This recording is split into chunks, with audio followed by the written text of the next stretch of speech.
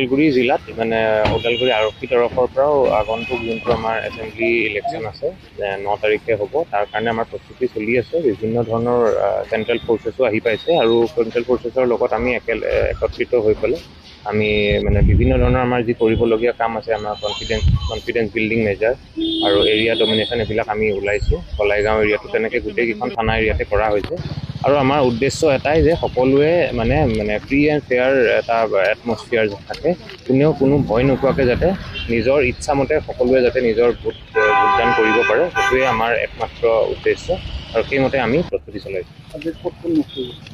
আমি এতিয়া বৰ্তমান কলাইগাঁও এৰিয়াত আছোঁ। তেনেকৈ বিভিন্ন জেগাত বেলেগ বেলেগ অফিচাৰেও বেলেগ বেলেগ ধৰণৰ জেগাত মানে পেট্ৰলিং কৰি আছে বা আমাৰ চেকিঙো হৈছে। গোটেইবিলাক ডিষ্ট্ৰিক্ট বৰ্ডাৰত চেকিং ইণ্টেনচিফাই কৰা হৈছে আৰু আমি আৰক্ষীৰ তৰফৰ পৰা ৰাইজকো এইটো আহ্বান জনাইছোঁ, আপোনালোকে যদি কিবা ধৰণৰ ক'ৰবাত যদি আপোনালোকে প্ৰব্লেম পায় বা কিবা ধৰণৰ কোনোবাই আপোনালোকক ভয় ভাবুকি দিছে, তেতিয়াহ'লে আপোনাক মানে লগে লগে আমাক জনাব। আমি তৎপৰ হৈ আছোঁ।